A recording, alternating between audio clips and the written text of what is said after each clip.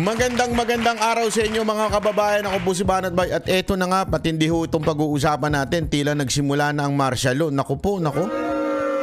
Bakit ho kanyo?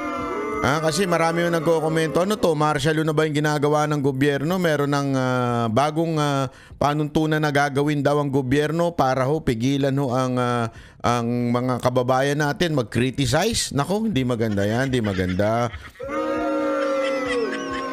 Sila na ho ang magde-determine kung sino ang fake news at kung sino ang tama. Naturalmente, pagka laban sa kanila, sasabihin nilang fake news yan. Pagka kinriticize sila, sasabihin nila fake news yan. Naku, mukhang hindi maganda. At hindi lang po yun, mga kababayan. Meron na ho silang plano na kailangan irehistro na daw ho ang lahat ng social media accounts mo. Naku, talagang hakbang na ho ba ito ng martial law? Mukhang matindi na itong nangyayari sa ating bayan. Parang tama ho ata si Pangulong Duterte sa sinasabi niya that the president is gearing toward martial law. Nako, matindi. Yan ho ang focus nila ngayon. Kaya mga kababayan, sana ho ay tayo ay magbantay. Tayo ay talagang bantayan ho natin ang mga nangyayari sa lipunan. Dahil, naku, iba ho na ito. Iba na. Ay, ito, ibabalita na ho natin. Unang-una, syempre, walang iba kung hindi ho itong si hari ng fake news. Hindi pala. sorry naman. Hindi pala siya hari ng fake news. Reyna ng fake news. Hindi pala. Hindi. Ikaw naman, Banat Bay. Hindi nga daw siya attack dog Kayo naman, sinasabi ninyong attack dog siya. Hindi naman ho daw siya attack dog. Siya daw po ay defense dog, Anyway, tingnan natin itong sinasabi ho ni Madam Vlogger na napunta sa Malacanang. Net 25. Yan. Yusek, kanina po nabanggit ni Acting Secretary J. Ruiz na I'm here po. Ang layo na tingin ko. Na kailangan po pag-aaralan yung pagkakaroon ng regulatory body sa social media para maiwasan po malaman ng fake news. Can you elaborate po regarding dun sa kanyang binanggit na medyo hindi po... Alam niyo ba kung kailan ginawa yung MTRCB? Nung panahon niya, kinreate siya nung panahon ni Marcos. Yung senior, yung matandang Marcos, kinreate yan. Kasi may mga pumupuna sa gobyerno noong panahon nila. Marami hong mga iba't iba mula sa balita, mula sa sining, sa drama. Yan o talagang konteksto niyan. Yan o yung konteksto niyan kasi may mga pelikula noon. Kasi noon, kontrolado nila yung news di ba? So may mga ginagawang parang mga movies at the same time may mga yung live performance on stage na kumikriticize sa gobyerno. Ngayon, dun sa movies, yun talaga yung matindi dun. Siyempre kasi sa mga sinihan yan, marami yung nakakapanood sa television yan. Kaya nila kinreate yung MTRCB. Meron nga ho dyan sa parte ng MTRCB na nagsasabing kung ikaw ay para makakasira sa gobyerno, ikaw ay dapat ipagbawal. Parang ganun. May ganun din may ganun. Babasahin ninyo, makikita nyo ho yan sa ng MTRCB. So parang ngayon, inuulit pa ho nila. Proud pa ho sila doon. I have nothing against with MTRCB Ang akin, they're just following a law. Okay? Which is, sa totoo lang, sa tingin ko, that law is already, wala na ho sa hulog yung law na yon. Kailangan ng baguhin. May mga dapat ng baguhin. Hindi ko nga maintindihan.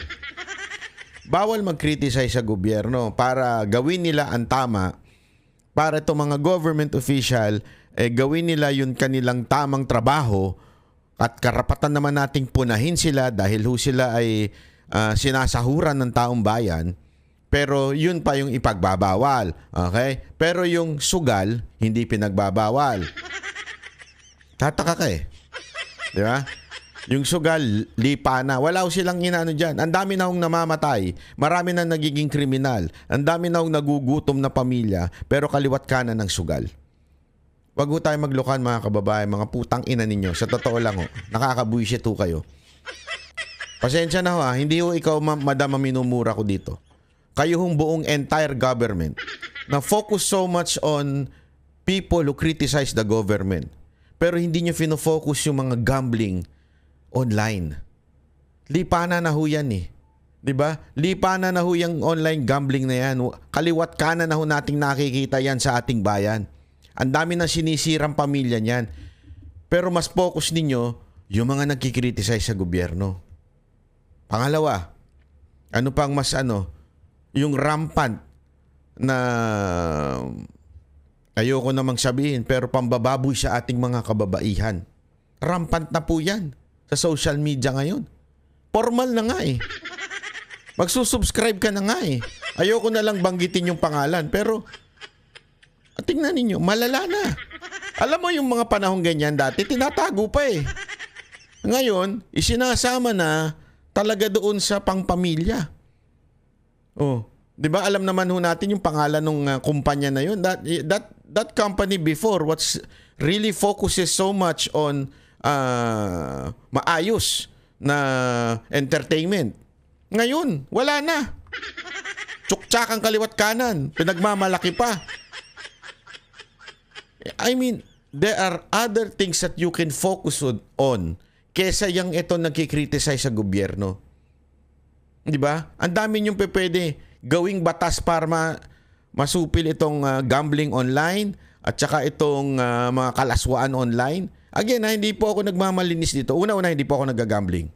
Okay? Malabo po yan. Kalaswaan, hindi rin po ako dyan. Kaya lang, hindi ko naman sinasabing ako'y malinis dyan. Hindi ko sinasabing ganyan. Baka sabihin, huwag lilinis-linisan ka. Hindi yun ang sinasabi ko. Pero, dapat yan, nakaregulate ng maayos. Regulate na regulate. Sa totoo lang, kahit to bata, kaya mag-online nun eh. Di ba? Kahit I mean, ang dami yung pwedeng gawing sanang batas tungkol dyan. Kesa naman yung para lang pigilan ito mga nagkikriticize sa gobyerno. Tama, mali. Nakakainit ng ulo, shit. Masyadong kumpleto kung paano po ang gagawin natin. Actually po, dapat makipag-ugnayan din po tayo, makipagtulungan po tayo sa mga mambabatas po natin, sa Kongreso. Kasi sila din naman po yung gagawa ng batas dito. Yung pong sinasabi natin na magkaroon ng regulatory body, sa palagay po namin ay napapanahon dahil tayo po sa mainstream media, tayo po ay sakop at nare-regulate po ng MTRCB. Kung tayo po ay miyembro ng KBP, meron pa rin po tayong KBP. So sa tingin po natin, sa ating palagay, ang pagkaroon ng regulatory body, separate na regulatory body for the social media, ay napapanahon din po para po maiwasan yung mga pang-aabuso. Hindi po natin pipigilan yung mga opinyon na naaayon naman po sa batas, kumbaga opinyon na lihitimo. Kung ito man ay kritisismo, yan po ay dapat lang na irespeto. Pero iba po kasi yung sinasabi natin na paninira ng walang basihan at kung ginagamit man po itong mga troll army sa paninira, ibang usapin po yun. Sandali, kung troll army, bakit hindi nyo tanungin si Marcos? Siya nga mismo nagsabi niya ni. Binabati niya yung mga troll eh. May video ho siya niyan. Ba't hindi nyo siya punahin? Yung boss mo, punahin mo. Ako, totoo lang against din po ako sa mga iba't ibang klaseng trolls at pati fake news. Ako, totally against po ako dyan. Hindi ho ako dyan, hindi ako talaga pabor dyan sa mga gago na yan. Ako din, hindi rin ako pabor sa yung walang mukhang account kasi hindi kayang panindigan yung kanyang sinasabi. Hindi ako against, whether in my color or outside of my color. Ibig sabihin, kung political, same kami ng politika, ako talaga, sorry to say, pero hindi po ako agree. When you are in politics, especially giving opinion, pasensya na sa mga tatamaan pasintabi na lang ho. Kung kayo may bibigay ng inyong opinion, dapat nakikita mukha ninyo. Kasi this is about politics. Yung credential, alam ko, yung credibility, napaka-importante. Kailangan kaya nyong panindigan yung sinabi nyo. Kung hindi nyo kaya, wag nyo na sabihin. Sorry pero that's the truth. Kung meron man pong troll army, pero Pero yung troll, balik tayo sa troll. Yung sa troll army po, alam naman po natin kung sino ang troll, di ba?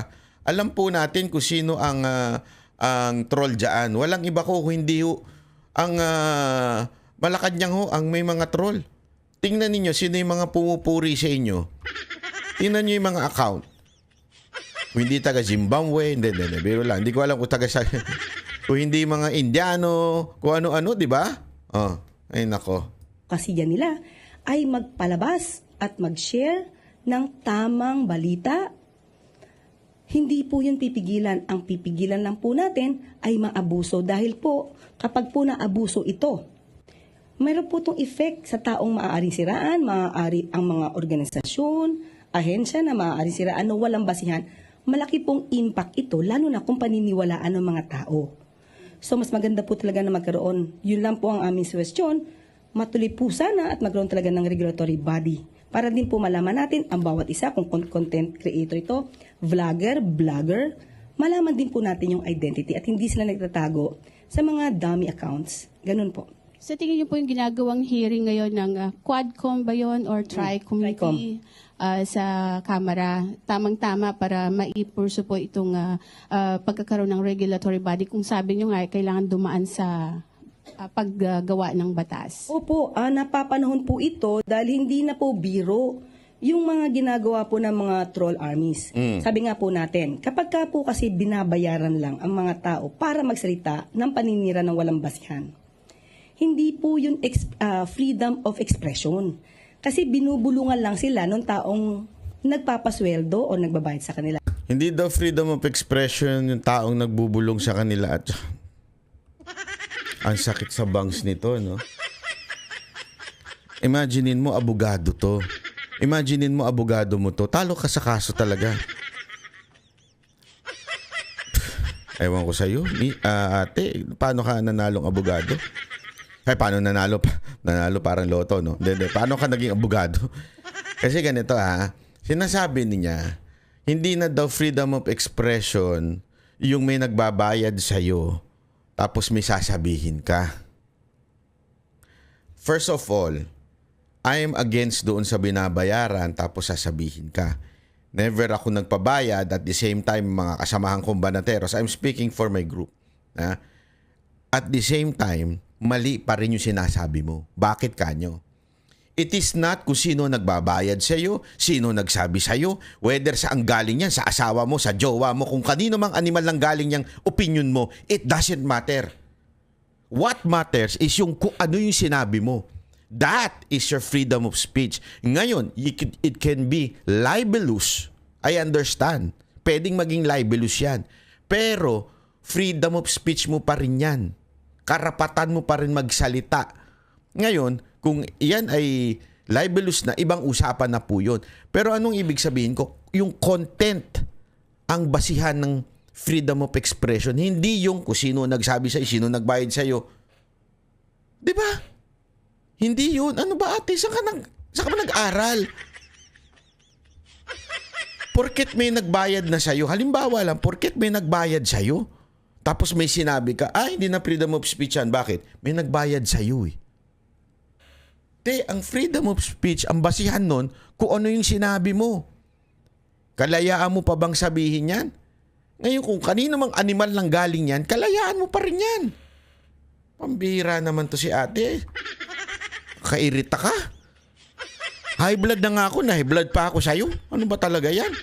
Ito, ulitin natin. Tamang-tama para maipurso po itong pagkakaroon ng regulatory body kung sabi nyo nga kailangan dumaan sa paggawa ng batas. Opo, napapanahon po ito dahil hindi na po biro yung mga ginagawa po ng mga troll armies.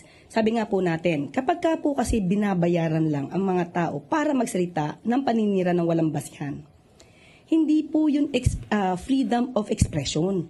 Kasi binubulungan lang sila ng taong nagpapasweldo o nagbabayad sa kanila. So kakaiba po yun sa tinatawag nating freedom of expression. Ma'am, ano lang po, since Hindi medyo... na daw freedom of expression yun kasi binayaran ka na. Hindi.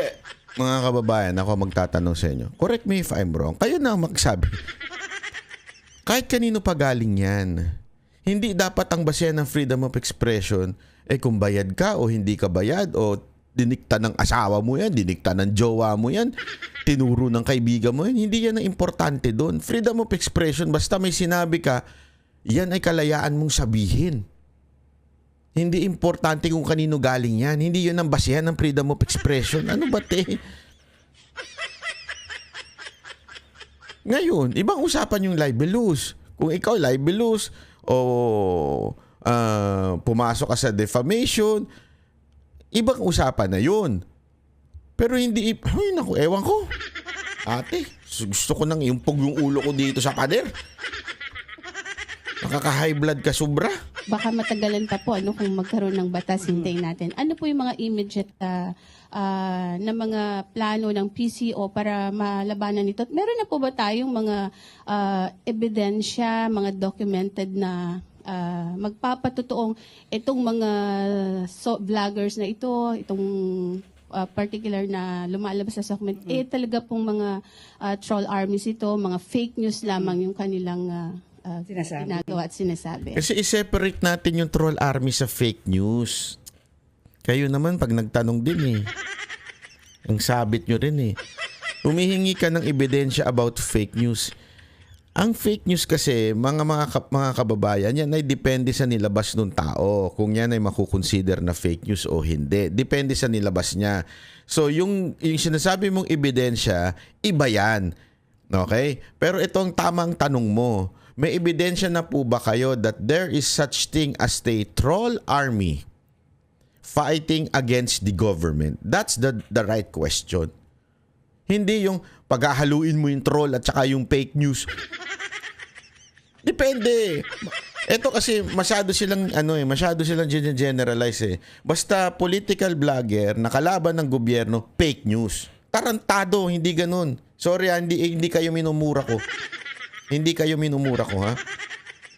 Pero katarantaduhan po kasi yung ganong klaseng statement. Sasabihin mo na basta fake news. Hindi. Ang tanong dapat per issue.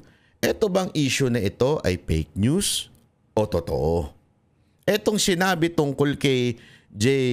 Ruiz na siya ang representante na pumirma doon sa 206 million, yan po ba ay totoo o fake news? Dapat per issue ang tanong ninyo about fake news.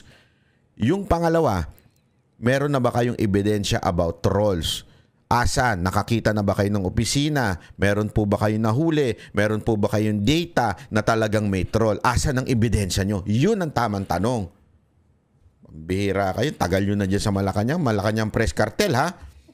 Yan pa rin ang tanungan ninyo, ha? Pang grade 1. Actually, syempre po, bago po tayo magbintang, alam naman natin, we have to presume them innocent until proven guilty. So, ang bawat isa po, kumbaga, i-verify muna po yan bago sa atin sabihin, ay, parte ka ng troll army. Kasi wala pa po tayong batas patungkol sa sinasabing troll army. Ito lang ay mere description kung paano yung kanilang ginagawa. So, pagka po yung pala, wala pa pala Banggit kayo ng banggit, wala naman pala. Description, wala pa, hindi pa maayos.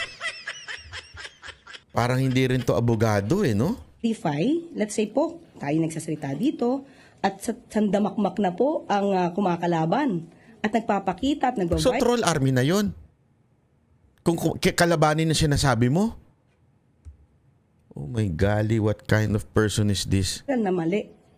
Mapapansin niyo po, kahit yung ibang mga organisasyon ay nagpa-fact check. So kung kakayanin po ng ibang mga pribadong ahensya or korporasyon na magkaroon at magsagawa ng fact-checking, ganun din po ang gagawin ng PCO. Pipilitin po nating maayos po kasi yan ang kanilang perception Madam, let me clarify this, ha. Hindi porket galit ang tao sa inyo, troll na. Galit ang tao sa inyo dahil palpak kayo. Palpak ang gobyerno. Gutom ang tao, kaya galit ang tao sa inyo. Malala ang krimen sa Pilipinas, kaya galit ang tao.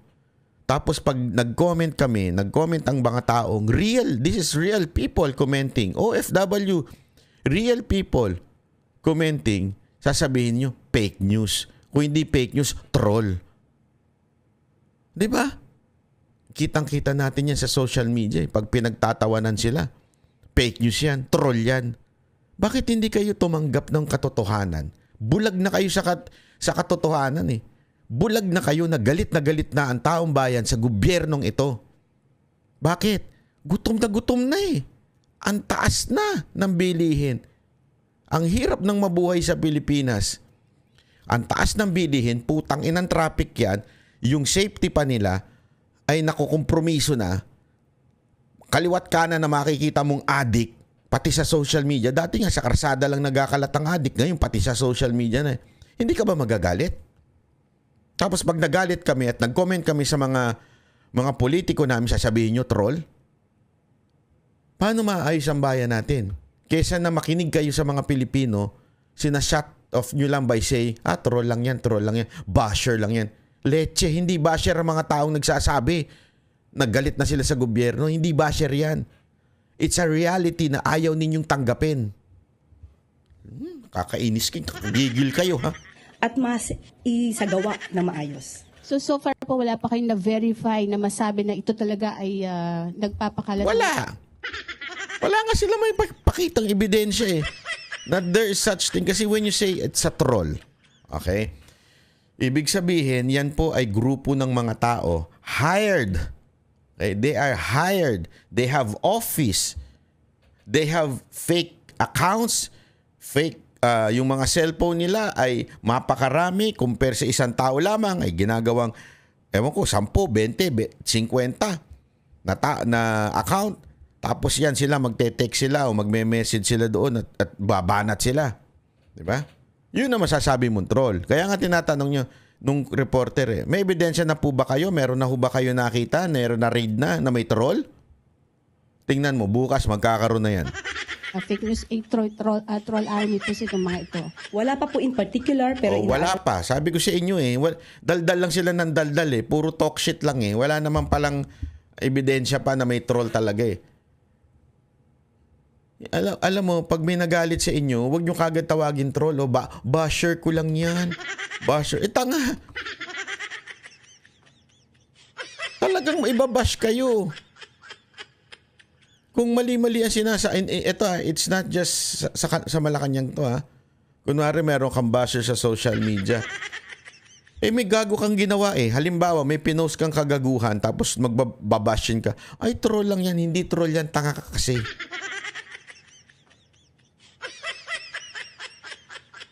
May mga nakikita pa ako naghiwalayang magjowa dahil sa third party. Yung third party, nilusob ng mga troll at bashers. Gago, maharot ka kasi, kaya ka nilusob. Kaya ka binabanatan ng mga iba dahil nga nabibuisit sa'yo sa kalandian mo. Tapos sasabihin troll. Parang ganun din sa gobyerno Gumagawa ng katarantaduhan yung mga government official. Tapos pag binash, troll lang yan. Leche. Hindi po troll pag ibinash kayo. Tingnan nyo sarili ninyo. Po namin, kaya po yung mga ibang mga sinasabi nating fake news ay atin pong sinasagot hanggat sa makakaya natin. So hindi naman din po kayo kabilang doon sa mga masasabing nagpapakalat din ng fake news since wala naman po palang mga verified batayan yung inyong mga sinasabi. Ganito po yan. Parang may pagka-sarcastic yung tanong ni ate. Dali. Tingnan mo hindi niya na-gets. Pero may pagka-sarcastic yung tanong ni ate. Kasi parang sinasabi niya, so hindi kayo dapat matawag ding fake news. Kasi wala rin kayong basihan na sinasabi niyo may troll Sino kaya to? Hindi niya na-gets Hindi niya na-gets yung tanong. Ulitin natin Gawin ng PCO. Pipilitin po nating maayos po yan at mas isagawa na maayos. So far po wala pa kayong na-verify na masabi na ito talaga ay nagpapakalat ng fake news. Ayun. So wala pa pala kayong na-verify na ito'y troll or nagpapakalat ng fake news. Sabay ito yung tanong Troll army po itong mga ito. Wala pa po in particular, pero inaaral na po namin. Kaya po yung mga ibang mga sinasabi nating fake news ay atin pong sinasagot hanggat sa makakaya natin. So hindi naman din po kayo kabilang doon sa mga masasabing nagpapakalat din ng fake news.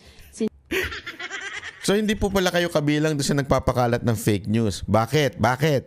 Okay, ito ang sagot niya. Wala naman po palang mga verified batayan yung inyong mga sinasabi. Kasi wala naman palang batayan yung mga sinasabi mo. So, hindi pala kayo pwedeng ihanay sa mga nagpapakalat ng fake news. Good job, ate. Good job. Good job ka. Ito po yan? Pag sinabi po nating fake news, alam niyo po na Nalito tuloy siya sa sagot niya. meron na kayong naging basihan. Fake news, alam na natin kasi may dokumento. Halimbawa, sinabi ko po, si Miss Ang Pia gulo na ng usapan nila. ay dalaga. When in fact, there's a record na she's married. So, sinabi ko, dalaga yan. Is that fake news? Of course, kasi may batayan. So, bago naman po namin sabihin na fake news, dapat meron po kaming batayan. Thank you po. So wala kang ang batayan. Kawawa. Ewan ko sa'yo. Gulo mo kausap. Bigyan nga ito ng 20 pesos. Bumili siya ng kausap. Ay, nako. Eto kasi, may plano silang gawin. Magkaroon ng panukala na kailangan i-register mo lahat ng account mo. Alam mo, etong mga tao na ito, talagang sabit sila, no? Wala silang alam. Sorry. Kasi, wala ba kayong Facebook? There is such thing as submitting a photo in making an account. Ganito kasi yan eh. Ang isumpina ninyo, yung FB, YouTube, at kung ano-ano pa. Kasi nakaka-verify naman ng account yan eh. Meron niyang pagsasagbit. Nagsasagbit, matatag ka ng ano eh. Ako, nabuisit nga ako kasi yung Banat by Channel ko na kaka 1 million nga, biglang sinuspend naman. Kasi ang sabi doon, meron daw ano ba yun? Pretending to be someone. Sabi ko, meron pa bang ibang Banat by? Tapos nung in-email ko, ang sagot sa akin, sorry, we made a mistake. Pero hindi naman nila binalik yung suspension. Diba? Anyway, ang punto ko dito, merong verification ang bawat SOCMED kung sino talaga yung tao. Nilalagay pa nga nila eh. Kunwari may page ka. Yung page mo, Banat Bay. Nakalagay dyan eh. Kung kailan kinreate at sino yung nagkikreate.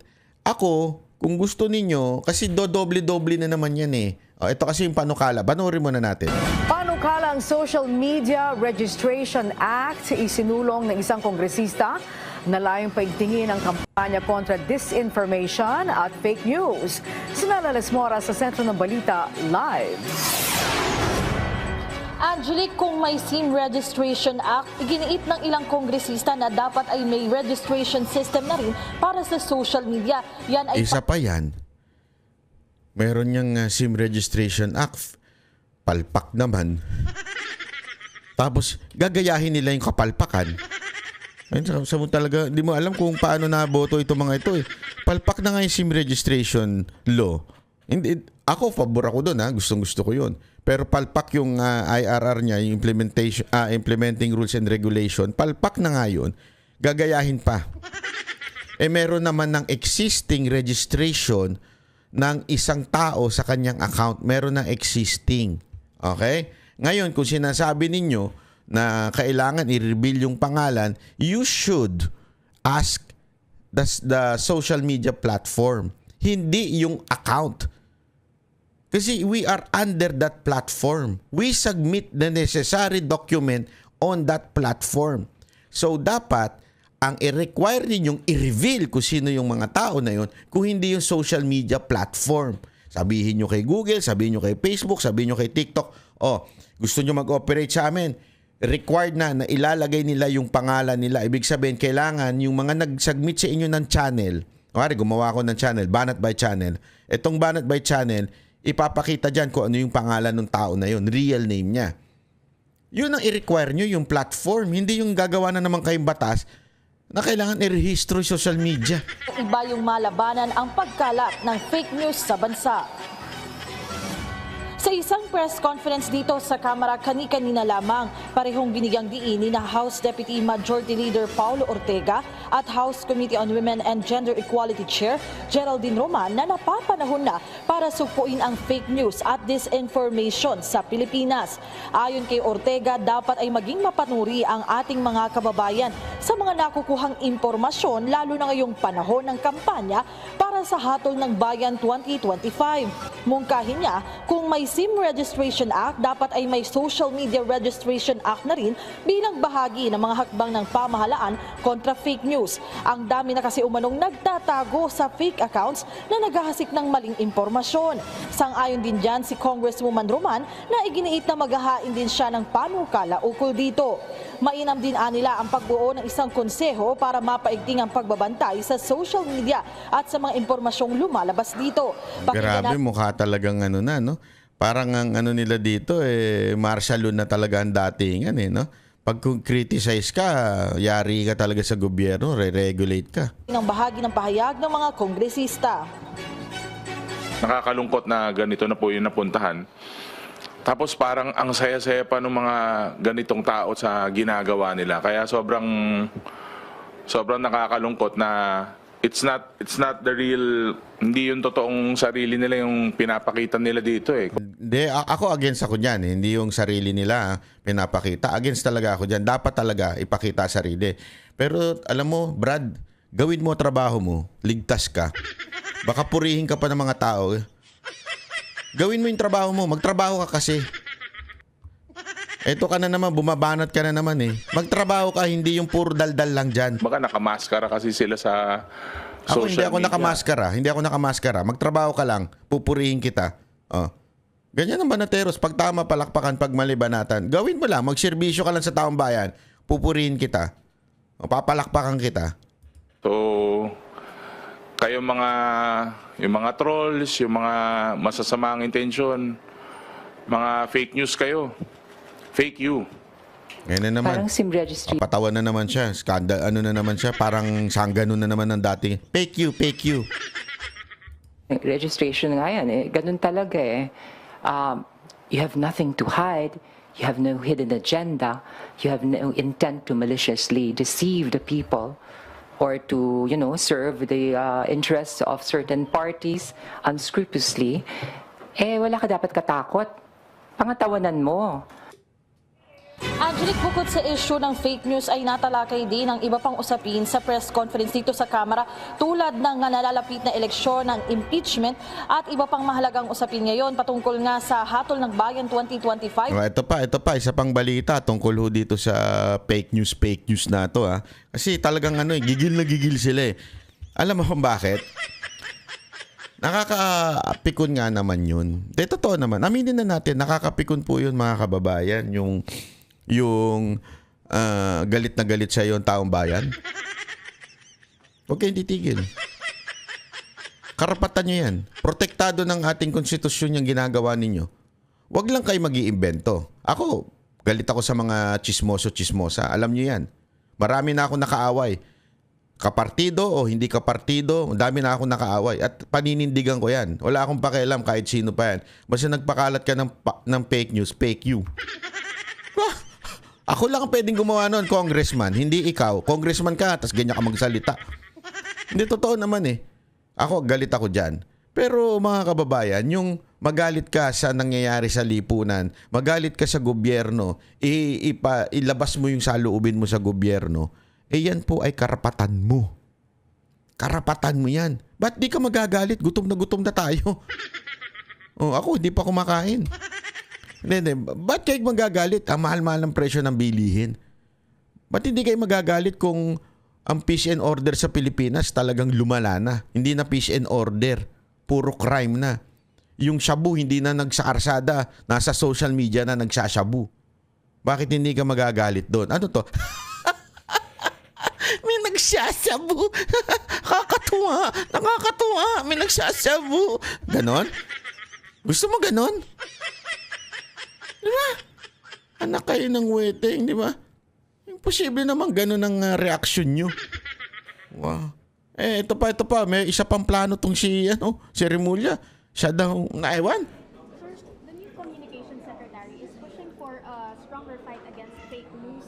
Has the president already instructed the DOJ to file certain cases against any individual or group that may be propagating? That is a concern that we also have in the DOJ. Fake news is something that should not be countenanced or it should not be tolerated.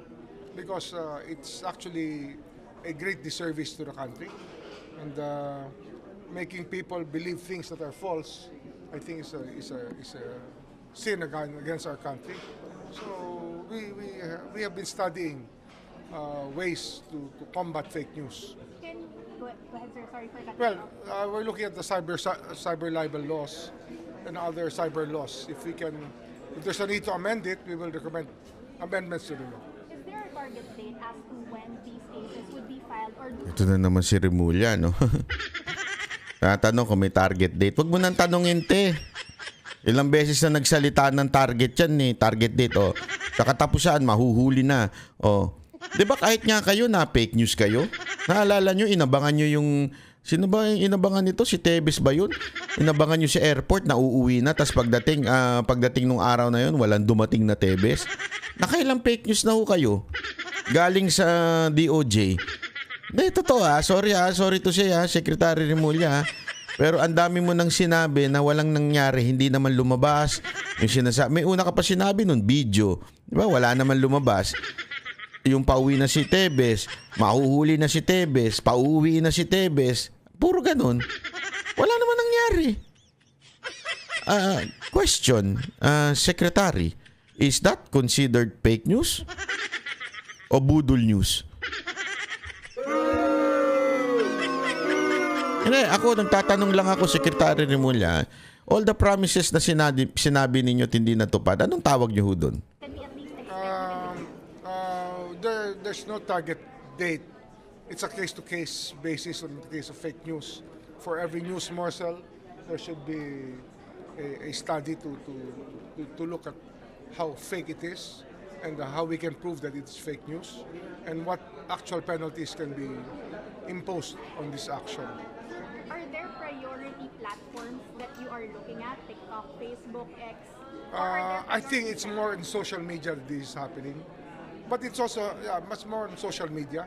I think cyberspace is the place where fake news abounds. Are we putting a focus on bloggers or any other sectors in particular? We are not exempting anybody, nor are we hot on the eyes of anybody. Everybody who dabbles in fake news has to be investigated and charged properly. Sir, sorry po. Related na po sa tanong. Since panahon po na eleksyon, meron po bang coordination pagtutulungan with COMELEC para doon sa pag-file nila ng mga violation ng cybercrime? Yes, we have a memorandum with the COMELEC on this matter. We will be awaiting the cases to be filed against those who violate the law, especially our cybercrime laws. Ay nako, alam mo, sa totoo lang, pati yan sa COMELEC, may konting problema dyan. Kasi sinampahan nila ng kaso yung isang abogado na nagsabi lang ng ito yung maaaring gawin ng mga hacker.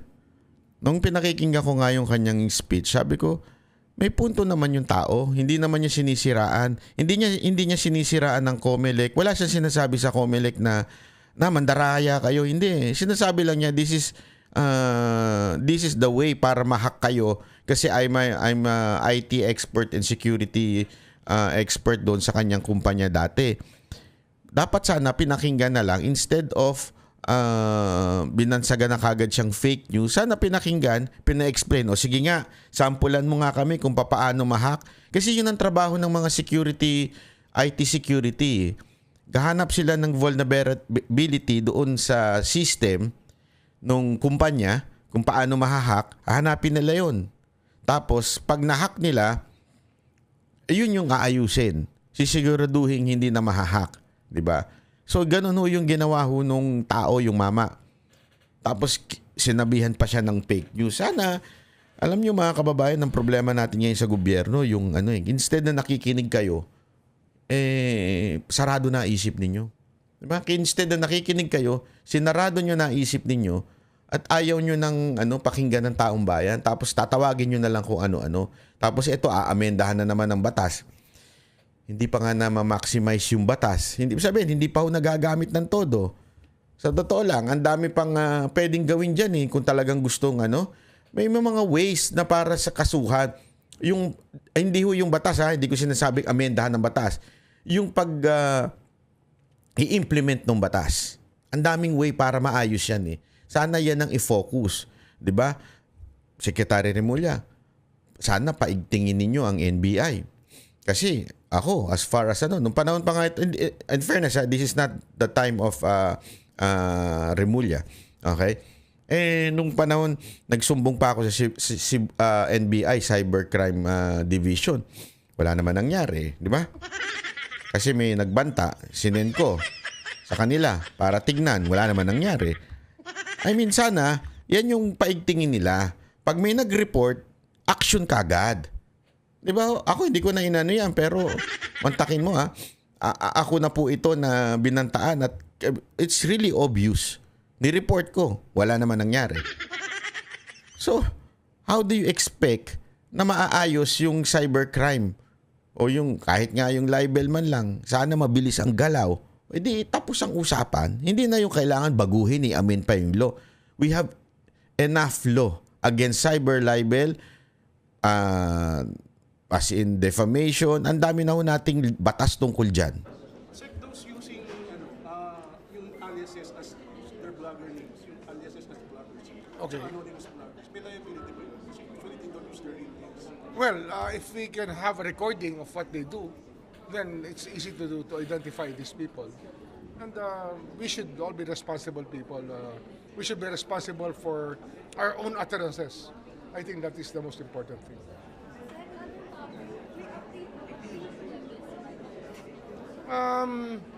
Well, the appeal process in Timor-Leste.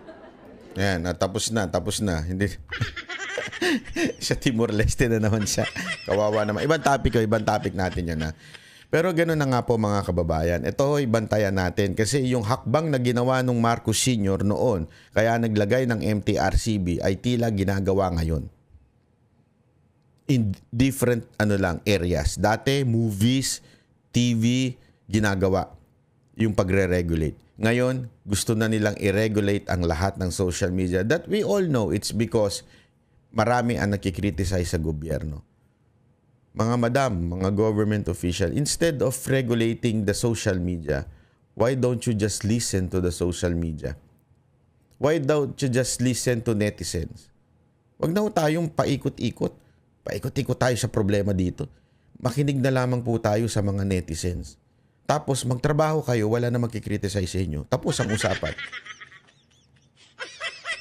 Kasi kami sabi ko nga sa inyo, pag tama, pinapalakpakan namin kahit anong kulay niyan. Wala akong pakialam kung Marcos loyalist yan. Basta tama ang sinabi niyan, papalakpakan namin yan. Di ba? Kaya kahit nga kami, di ba?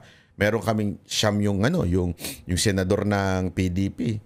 Kami, sino sinama namin? Yung kinagagalit ng iba. Gusto namin si Ben Tulfo. O gusto namin si Busita. Ito mga to, hindi ho ito mga Duterte supporter. Bakit? Kasi nakita namin may tama silang ginagawa.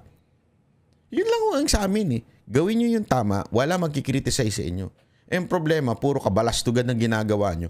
Kaya puro bashing natatanggap nyo. Yan ang Banateros, boses ng ordinaryo Pilipino. Banateros ay walang makaka